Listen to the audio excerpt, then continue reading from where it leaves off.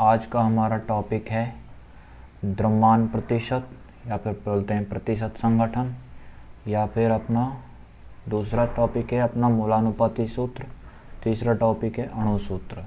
ठीक है, तो स्टार्ट करते हैं बिना किसी देरी के।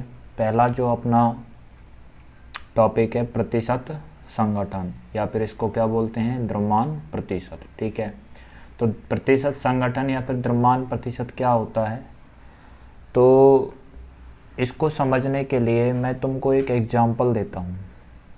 पहले फॉर्मूले पे बाद में आएंगे। फॉर्मूला देख सकते हो आप। फॉर्मूला जो होता है द्रव्यमान प्रतिशत बराबर तत्व के परमाणुओं की संख्या इनटू तत्व का परमाणु भार डिवाइडेड बाय यौगिक का कुल अणु भार। ठीक है, इनटू 100। अब यदि ये अभी समझ में नहीं आया तो कोई बात नहीं, आगे देखो एग्जाम्पल से समझते हैं इसको। तो अपना एग्जाम्पल है C6H12O6। अब इसमें यदि हमें जैसे कार्बन का द्रव्यमान प्रतिशत निकालना है, तो कार्बन का द्रव्यमान प्रतिशत निकालने के लिए क्या करते हैं, अपन को देखो कार्बन की संख्या यहाँ पे देख सकते हो आप, कार्बन की संख्या इनटू कार्बन का परमाणु भार बटे यौगिक का कुल मोलर भार और गुणा में 100। 100 क्यों गुणा किया है, क्योंकि हमको क्या निकालना है द्रव्यमान प्रतिशत। तो बताओ कार्बन की संख्या यहाँ पर कितनी है, यहाँ पर कार्बन की संख्या है 6, तो यहाँ पे 6 ले लिया।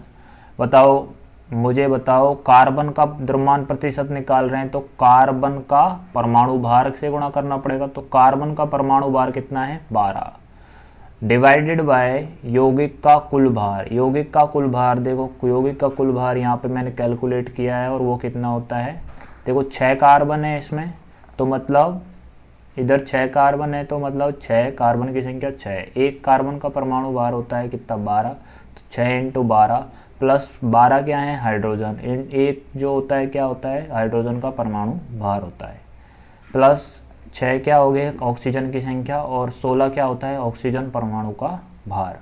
ठीक है, तो इन सब को मल्टीप्लाई किया तो ये आया, और फिर इन सब को जोड़ दिया तो क्या आया 180। तो 180 क्या हो जाएगा C6H12O6, यानी कि ग्लूकोज का क्या हो जाएगा परमाणु भार हो जाएगा, सॉरी अणु भार हो जाएगा। तो यहाँ पे 180 यानी कि यौगिक का कुल भार का भाग लगा दिया और 100 से मल्टीप्लाई कर दिया। तो ये किसका द्रव्यमान प्रतिशत आ गया अपने पास, कार्बन का द्रव्यमान प्रतिशत। तो वेट परसेंटेज ऑफ कार्बन आ गया। ठीक है, तो ये वेट परसेंटेज ऑफ कार्बन यहाँ पे 6 इंटू 12 करेंगे तो कितना आएगा 72, और 72 को डिवाइडेड बाय क्या हो जाएगा 180, जो कि यौगिक का क्या है कुल भार है, और इंटू 100। तो ये आ गया कार्बन का द्रव्यमान प्रतिशत। तो कार्बन का द्रव्यमान प्रतिशत आगे कैलकुलेट करते हैं। ठीक है, आगे कैलकुलेट किया, 0 से 0 को कट कर दिया, उसके बाद बचा यहाँ पे 10 इंटू 72, 10 इंटू 72 हो जाएगा 720। 720 बटे में ये 0 कट गया तो यहाँ पे नीचे बचे 18। इसके 18 से इसे काटा तो ये कितनी बार कट गया 40 बार कट गया। 18 चौका 72 होता है ना, इसलिए ये कितनी बार कट गया 40 बार कट गया। तो इस प्रकार से जो कार्बन का द्रव्यमान प्रतिशत कितना आ गया 40 आ गया। इसी प्रकार से क्या कर सकते हैं हम हाइड्रोजन का भी द्रव्यमान प्रतिशत निकाल सकते हैं, और ऑक्सीजन का भी द्रव्यमान प्रतिशत निकाल सकते हैं। तो देखो यहाँ पे मैंने ऑक्सीजन का द्रव्यमान प्रतिशत निकाला है, तो यहाँ पे मैं फिर से लिख लेता हूँ C6H12O6 है। तो बताओ ऑक्सीजन का द्रव्यमान प्रतिशत निकालना है, तो ऑक्सीजन की संख्या इनटू ऑक्सीजन का परमाणु द्रव्यमान डिवाइडेड बाय यौगिक का कुल अणु भार इनटू 100। ये इसको 16 इंटू 6 करेंगे तो कितना हो जाएगा 96। ठीक है, 96 डिवाइडेड बाय 180 इंटू 100। ठीक है, तो इसके बाद जो है ये तो हो गया 180 इंटू 100। तो यहाँ से ऑक्सीजन का द्रव्यमान प्रतिशत कितना आ जाएगा, देखो 0 से 0 कट गया, तो 96 इन 0 मतलब 960 डिवाइडेड बाय 18। 18 से इसे काट लो, कितनी बार कट जाएगा ये, तो ये जो आप इसे कैलकुलेट करोगे तो ये कितना आएगा 53.34%। ठीक है, इसे आप डिवाइड करके देख सकते हो, इतना ही वैल्यू आएगा। इसके बाद जैसे अपन को हाइड्रोजन का परमाणु भार निकालना है, तो हाइड्रोजन की संख्या इंटू हाइड्रोजन का परमाणु भार डिवाइडेड बाय 180। ठीक है, उसी फॉर्मूले को अपन फॉलो कर रहे हैं, ठीक है, जिसमें द्रव्यमान प्रतिशत का जो पहले फॉर्मूला बताया था ना, उसी फॉर्मूले को बार बार अपन क्या कर रहे हैं, रिपीट कर रहे हैं इन सारे क्वेश्चंस में। तो आई होप आपको अच्छे से समझ में आ रहा होगा, ठीक है। तो क्या हो गया, हाइड्रोजन का परमाणु भार निकालना है, किस में निकालना है, C6H12O6 में। तो क्या करना पड़ेगा, हाइड्रोजन की संख्या कितनी है 12, हाइड्रोजन की संख्या को लिख दिया।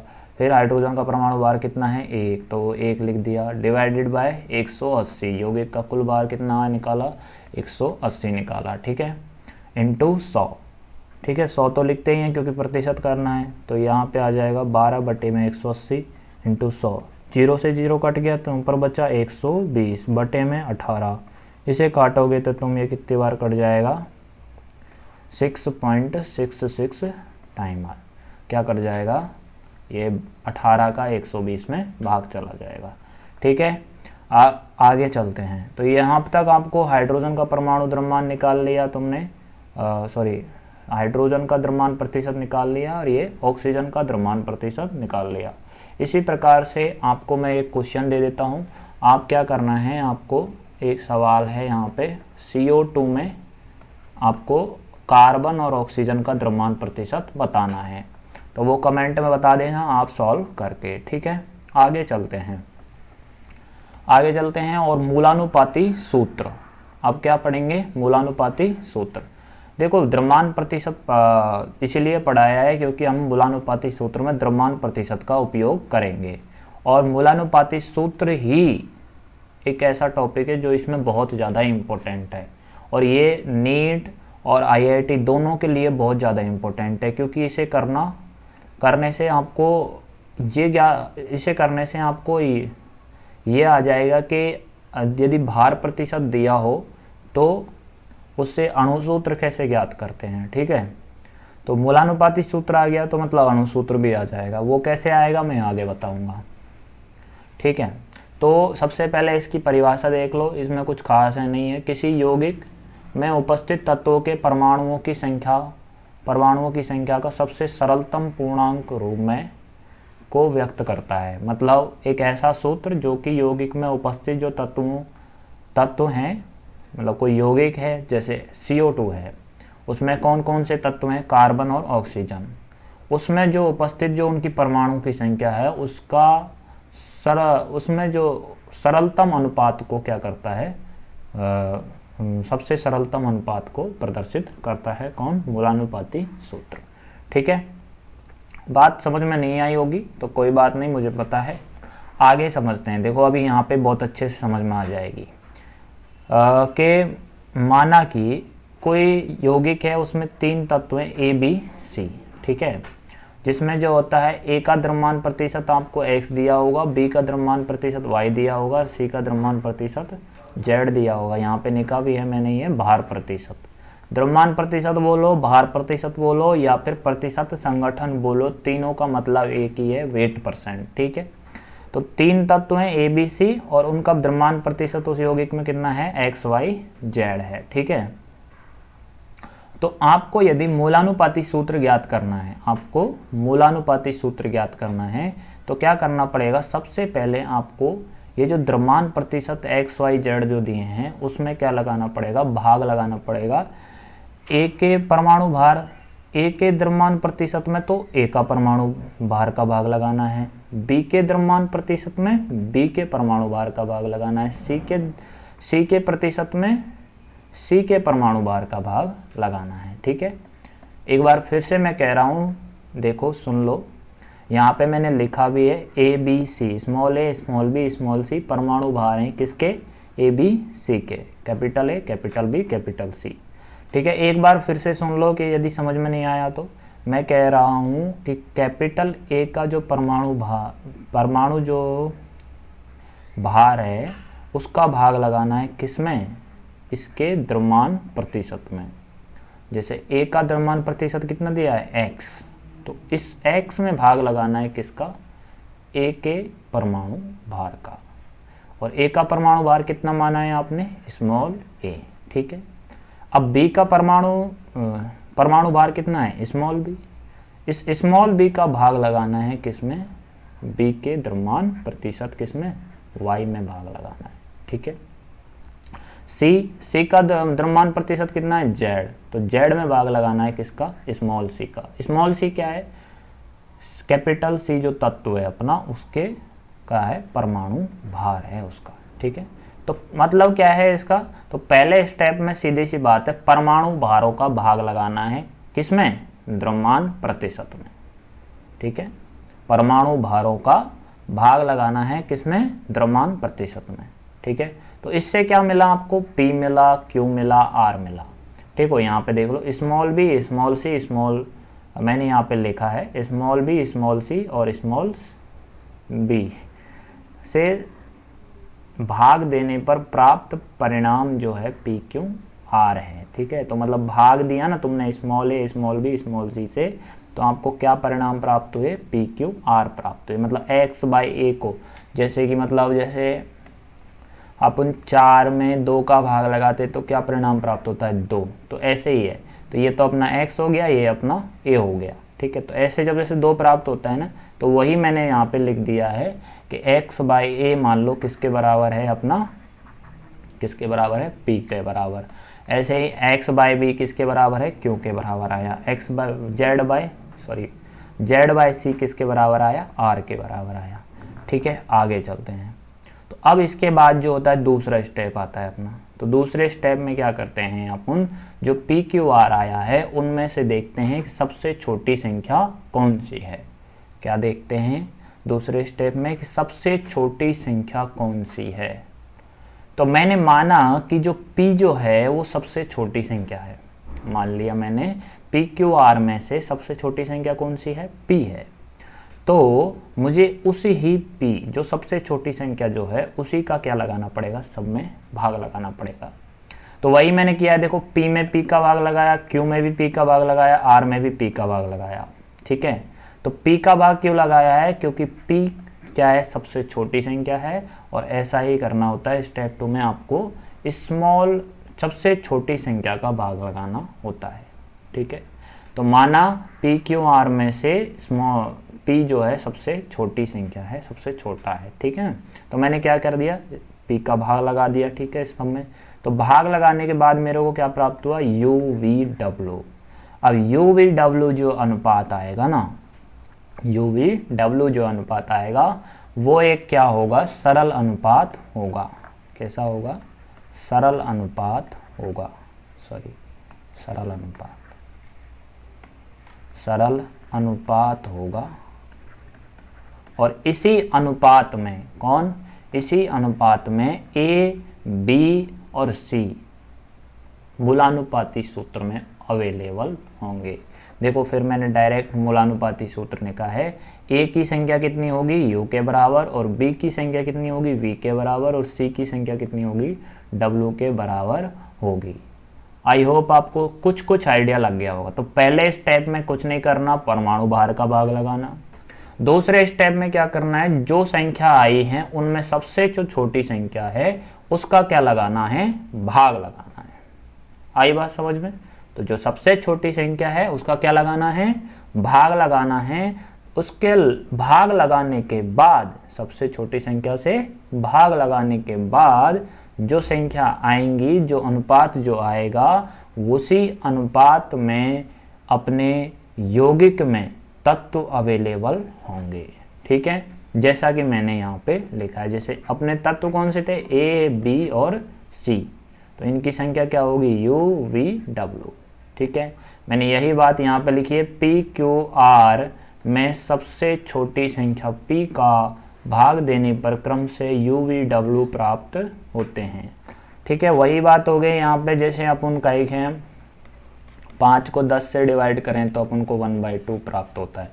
तो वही है यहाँ पे P बाई P को डिवाइड करने पर अपन को क्या मिला है, U मिला है, ठीक है। तो ये बात भी आपको समझ में आ गई होगी। तो आगे चलते हैं और अब करेंगे क्वेश्चन। अब आपको बहुत अच्छे से समझ में आ जाएगा, ठीक है। किसी यौगिक पहला क्वेश्चन है, किसी यौगिक में उपस्थित में कार्बन व ऑक्सीजन के द्रव्यमान प्रतिशत जो दे रखा है वो है 27.27% तथा 72.73% हो, तो उस यौगिक का मूलानुपाती सूत्र हमको ज्ञात करना है। तो मूलानुपाती सूत्र ज्ञात करते समय हमेशा इस प्रकार से सवाल को जमा लो कि भाई तत्व जो कौन कौन से हैं, कार्बन और ऑक्सीजन, इनके द्रव्यमान प्रतिशत कितने दे रखे हैं, इतने दे रखे हैं। अब तक जो क्वेश्चन में दिया था वो सारी चीज मैंने यहाँ पे लिख रखी है। अब सॉल्यूशन करते हैं। तो क्या करना होता है, मैंने बताया था कि द्रव्यमान प्रतिशत में क्या लगाना होता है, भाग लगाना होता है, किसका, परमाणु भार का। तो कार्बन का द्रव्यमान प्रतिशत है तो क्या करना पड़ेगा, कार्बन के ही परमाणु भार का क्या लगाना पड़ेगा, भाग लगाना पड़ेगा। यहाँ पे यदि देखें तो ऑक्सीजन का क्या है द्रव्यमान प्रतिशत, तो ऑक्सीजन के ही परमाणु भार का भाग लगाना पड़ेगा। ठीक है, तो परमाणु भार का भाग लगा दिया। अब इससे जो डिवाइड करने से जो संख्या आएगी, देखो 12 दूना 24 बचा 3 तो 32 हो जाएगा यहाँ पे। तो 32 12 तो 36 होता है, इसलिए 12 दूना 24। फिर इसके बाद जो होगा 8 बचेगा, तो 12 8 84। ठीक है, तो 2.28 आया। इसके बाद इसको डिवाइड करेंगे तो कितना आ जाएगा, तो 16 चौका 64, 16 फार्म 16 पंज 80 होता है। तो 16 चौका 64, कितना बचा 8, 8 को यहाँ लिया है, 16 पंजो 80। ठीक है, 16 पंजो 80, 16 छिकी वैसे 96 होता है तो वो तो होगा नहीं, तो 7 आया। तो 7 यहाँ पे रख दो, तो 16 पंजो 80, तो फिर ये कितना आ जाएगा 4 बार। ठीक है ना, 16 चौका 64 ही होएगा, तो लगभग ये 4 रहेगा। अब ये देखो, इन मैंने पहले ही कहा था परमाणु भार का भाग लगा देंगे, उसके बाद जो संख्या आएगी, अब उनमें जो सबसे छोटी संख्या होगी, तो इनमें बताओ सबसे छोटी कौन सी है, सबसे छोटी कौन है, 2.28। ये कितना है, 4 है, और ये कितना है 2 पॉइंट समथिंग है ना। तो ये सबसे छोटी है, तो इसी का क्या लगाना है, भाग लगाना है। सब में इसी संख्या से क्या लगा देना है, भाग लगा देना है। तो इससे इसमें भाग लगाएंगे तो ये तो कितना हो जाएगा 1, और इससे इसमें भाग लगाएंगे तो ये कितनी बार कट जाएगा, 2 बार कट जाएगा। तो ये आ गया अपना क्या, सरल अनुपात। तो बस 2 ही स्टेप तो करने होते हैं, स्टेप 1 हो गया, ये स्टेप कौन सा हो गया, 2 हो गया। तो बस 2 ही स्टेप करने होते हैं। तो ये हो गया अपना सरल अनुपात। तो इसी सरल अनुपात में कौन होते हैं, यौगिक में क्या, अपने मूलानुपाती सूत्र में क्या होते हैं, तत्व अवेलेबल होते हैं। मूलानुपाती सूत्र बराबर क्या आ जाएगा, फिर हो जाएगा ये, बताओ कार्बन की संख्या कितनी है 1, ऑक्सीजन की संख्या कितनी आई 2। तो 1 को तो ऐसे लिखते नहीं है, तो यहाँ पे वो क्या हो जाएगा CO2। तो मूलानुपाती सूत्र क्या हो गया, CO2। आ गया होगा समझ में, चलो आगे चलते हैं। तो बस क्या करना है, स्टेप 1 में तो परमाणु भार का भाग लगाना है, और स्टेप 2 में क्या करना है, जो सबसे छोटी संख्या आई है परमाणु भार का भाग लगाने के बाद उसका भाग लगा देना है सभी संख्याओं में। तब क्या मिलेगा, तुम्हें एक सरल अनुपात मिलेगा। उसी सरल अनुपात में तत्व अवेलेबल होंगे किसमें, मूलानुपाती सूत्र में। ठीक है, आगे चलते हैं। अब पढ़ेंगे हम अणुसूत्र। अणुसूत्र क्या होता है, ठीक है। अणुसूत्र का परिभाषा देख लो, यौगिक के अणु में उपस्थित परमाणुओं की ठीक ठीक सही संख्या को प्रदर्शित करते हैं। मतलब जैसे कोई यौगिक है, जैसे मान लो C6H12O6, ठीक है। तो अब यहाँ पे तुम्हें वो बात भी समझ में आ जाएगी, वहाँ पे मूलानुपाती सूत्र का जो फॉर्मूला, जो डेफिनेशन थी, शायद थोड़ी कम समझ में आई होगी। लेकिन यहाँ पे देख लो, जैसे यहाँ पे देखो, जैसे C6H12O6 है, ये तो क्या है, इसका अणुसूत्र है। अणुसूत्र में तो मतलब जो अणु में जो परमाणु जो उपस्थित हैं, परमाणु जो उपस्थित हैं उनकी सही सही संख्या बता रहा है। जैसे भाई एक अणु में 6 कार्बन है, और हाइड्रोजन की संख्या कितनी है 12, ऑक्सीजन की संख्या कितनी है 6। लेकिन जो अपना मूलानुपाती सूत्र होता है वो क्या करता है, इनके सरलतम अनुपात को बताता है। क्या बताता है, सरलतम अनुपात को। तो सरलतम अनुपात होगा इनका 1:2:1। तो 6 क्योंकि कॉमन निकल जाएगा, 6 कॉमन निकल जाएगा, तो देखो 6 से 6 गया तो 1 बार, और 6 से 12 कितना 2 बार, और 6 से 6 1 बार। तो ये सरलतम अनुपात है। तो ये तो क्या हो गया, इसका मूलानुपाती सूत्र हो गया, है ना। ये हो गया मूलानुपाती सूत्र, और ये क्या हो गया, इसका अणु सूत्र। तो मूलानुपाती सूत्र में तो क्या है, परमाणुओं की संख्या को सरल अनुपात को बताता है, और ये क्या करता है, ठीक ठीक सही संख्या को बताता है। जितने कि उसमें अवेलेबल हैं एक अणु में परमाणु, उतने ही बताता है किसमें, अणु सूत्र में। ठीक है, ऐसे ही बस मैंने यही बताया गया। देखो अणु सूत्र जो होता है इसको ऐसे लिख सकते हैं कि नहीं लिख सकते, लिख सकते हैं, क्योंकि 6 क्या कर सकते हैं, कॉमन ले सकते हैं, और गुणा तो कर ही रखा है इससे।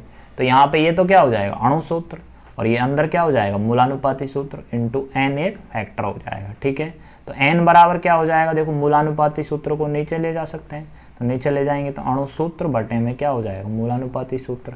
अब देखो ये स्टार करके मैंने लिखा है कि यह फॉर्मूला जो होता है भार के अनुसार भी सही है। भैया ये कैसे समझ में आए, भार के अनुसार कैसे सही है, तो देखो भार के अनुसार कैसे सही है, वो देखो यहाँ पे 6 कार्बन है, 6 और 12 हाइड्रोजन है, और 6 ऑक्सीजन है, और 6 कॉमन निकल जाएगा तो ये CH2O आ जाएगा, सही है ना।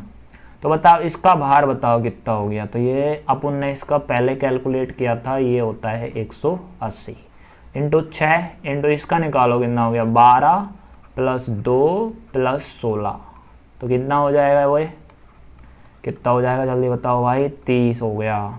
और 30 को 6 से मल्टीप्लाई करो, कितना आ जाएगा, 180। यानी कि ये बात तो सही है या नहीं है।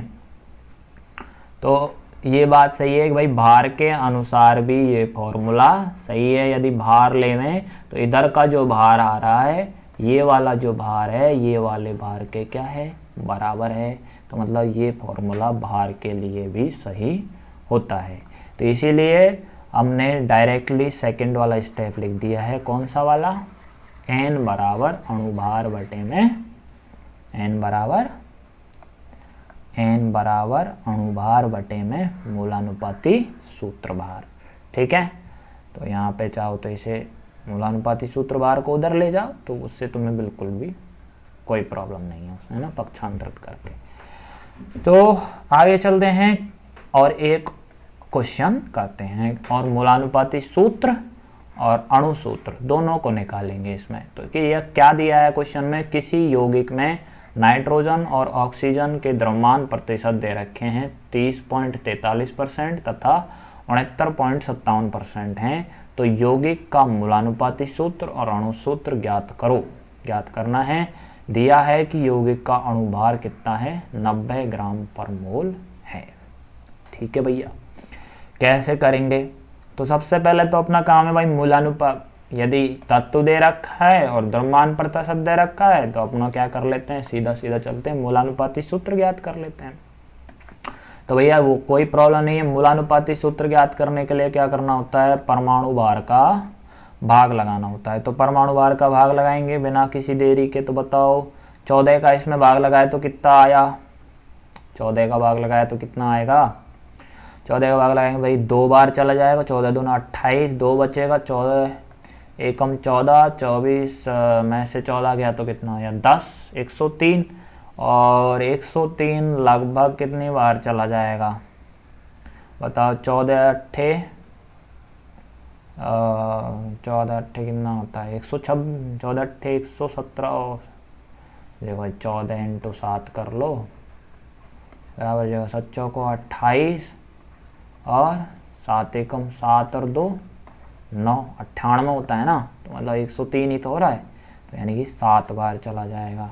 इससे काट लो इसको, ये कितनी बार कट जाएगा, 16 चौका 64, कितना बचा भाई 5, 5 16 पंजोस, तो भाई 5 तो 16 दूने 32, 16 ते 48, 3 बार कट गया। तो बचा कितना भैया, 16 ते 48 है ना,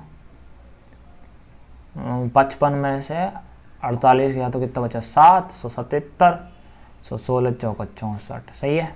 तो ये इतना आ जाएगा लगभग। तो अब भाई क्या करना है, अब सबसे छोटी संख्या का भाग लगाना है। तो बताओ इनमें सबसे छोटी कौन सी है, 2.17, ठीक है, 2.17 का भाग लगाओ तो ये कितना आ जाएगा 1, इसमें इसी का भाग लगा देंगे तो ये कितनी बार कट जाएगा, 2। अब क्या आ गया अपना सरल अनुपात। तो इसी सरल अनुपात में तो कौन होते हैं, परमाणु उपस्थित होते हैं, किसमें, मूलानुपाती सूत्र में। चलो भाई साहब ये भी बात सही है, आगे चलते हैं। ठीक है, तो ये आ गया अपना मूलानुपाती सूत्र। मूलानुपाती सूत्र क्या हो जाएगा, नाइट्रोजन की संख्या कितनी आई, 1, ऑक्सीजन की संख्या कितनी आई, 2। ठीक है, तो मूलानुपाती सूत्र आ गया। अभी हमें क्या निकालना है, अणु सूत्र और निकालना है कि नहीं निकालना, देखो अणु सूत्र भी निकालना है। इसके लिए क्या दे रखा है, अणुभार दे रखा है। ठीक है, अणुभार दे के रखा है। तो अणुभार यानी कि मॉलिक्यूलर मास वो कितना है, 92 में है। ठीक है, अपन को पता है, अपन जानते हैं, वी नो दैट, क्या जानते हैं भैया, हम जानते हैं n बराबर होता है मॉलिक्यूलर मास बटे में एम्पेरिकल फॉर्मूला का मास। एम्पेरिकल फॉर्मूला किसे बोलते हैं, मूलानुपाती सूत्र को बोलते हैं। आपको नहीं पता तो ऊपर जाके देख लेना, मैंने एम्पेरिकल फॉर्मूला बोला है, लिखा हुआ है। ठीक है, तो n का वैल्यू निकालना है। तो n का वैल्यू कैसे निकालेंगे बताओ, यहाँ पे मॉलिक्यूलर मास दे रखा है क्या, हाँ भैया 92 में दे रखा है। एम्पेरिकल फॉर्मूला है क्या, हाँ भैया है। क्या इसका मोल मास निकाल सकते हो तुम, हाँ निकाल सकते हैं। कैसे निकालोगे, नाइट्रोजन का होता है 14 और ऑक्सीजन 2 हैं, तो मतलब 16 दूना 32। तो 92 बटे में 14 प्लस 32 कितना हो जाएगा भैया, हो जाएगा 2 4 6 और ये कितना हो गया 4 46। काट लो भैया, कितना आ गया n का मान, n का मान आ गया 2। ठीक है, n का मान 2 आ गया। अब मुझे आप और क्या जानते हैं, वी नो दैट, आपको मैंने फॉर्मूला पहले ही बता दिया। क्या बता दिया कि अणु सूत्र बराबर किसके होता है, n इंटू मूलानुपाती सूत्र के। होता है कि नहीं होता, n इंटू मूलानुपाती सूत्र के बराबर होता है। तो 2, n का वैल्यू कितना आ गया 2 और मूलानुपाती सूत्र कितना हो गया 2n2NO2, सॉरी मूलानुपाती सूत्र कितना हो गया NO2। तो भाई देखो ये भी अणु सूत्र भी आ गया, 2 से मल्टीप्लाई कर दो इसे, तो ये क्या आ गया N2O4। क्या सवाल सॉल्व हो गया, हाँ भैया हो गया। कैसे करना है इसको, क्या करना है, सबसे पहले भैया देखो अपन मूलानुपाती सूत्र याद कर लेंगे। उसमें स्टेप नंबर 1 क्या है, परमाणु भार का भाग लगाना है। स्टेप नंबर 2 क्या है, जो सबसे छोटी संख्या आएगी परमाणु भार का भाग लगाने के बाद उसका क्या लगाना है, सभी संख्याओं में भाग लगा देना है। हाँ यही तो बात है। तो 2.17 क्या है, सबसे छोटी संख्या इन दोनों में से, तो इसलिए क्या हो जाएगी, इसी का भाग लगा देंगे।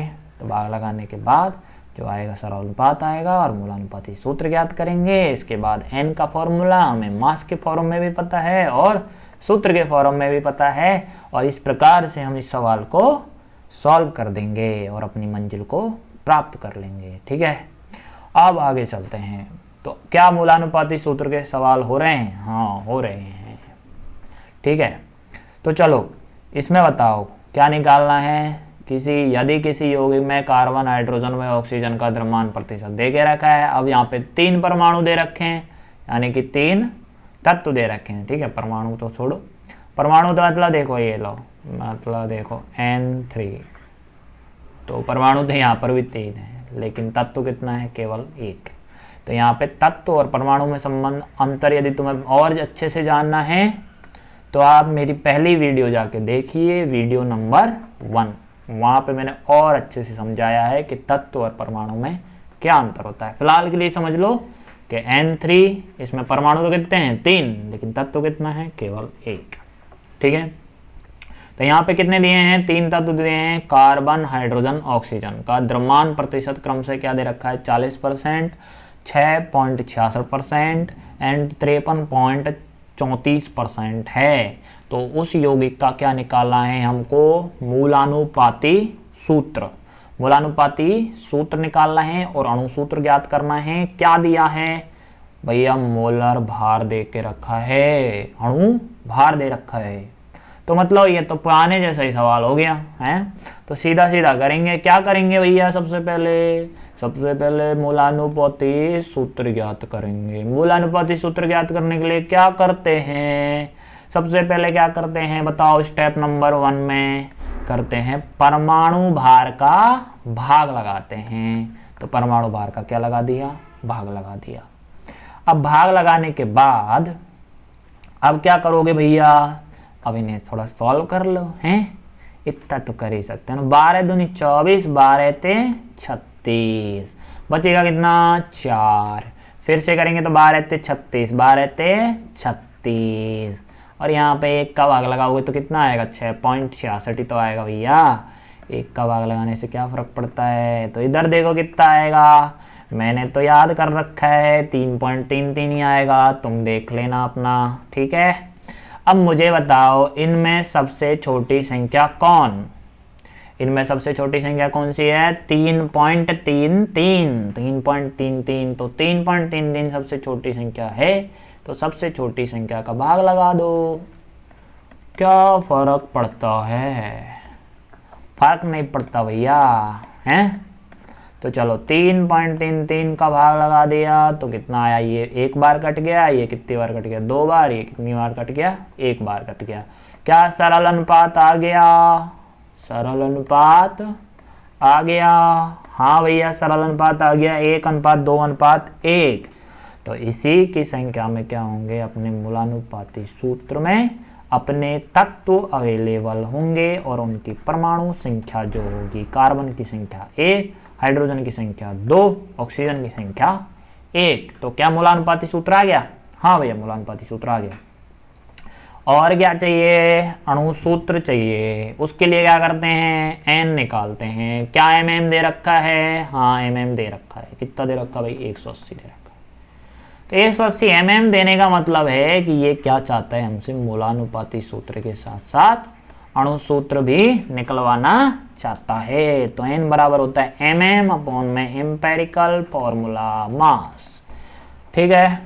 तो एम्पेरिकल फॉर्मूला मास, तो एम्पेरिकल फॉर्मूला मास तो कितना होगा, तुम कैलकुलेट करना पड़ेगा।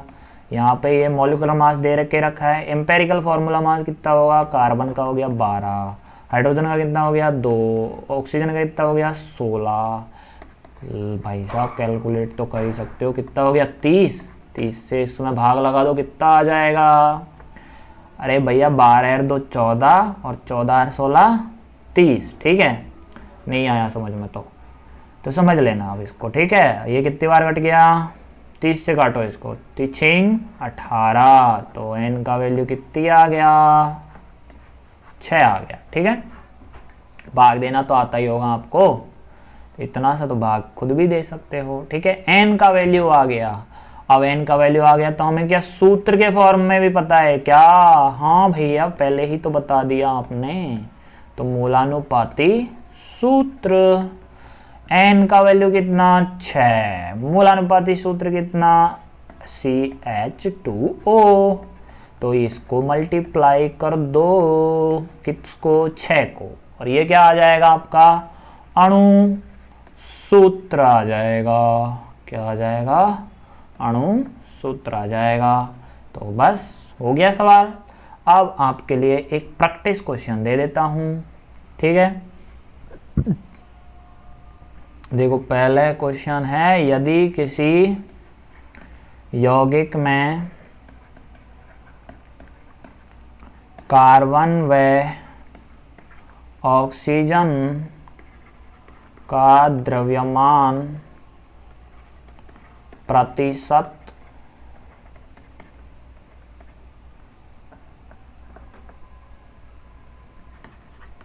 40% तथा 60% है, तो मूलानुपाती सूत्र बताओ।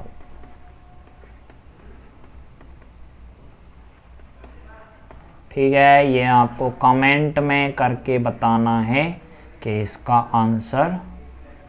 आंसर क्या आया।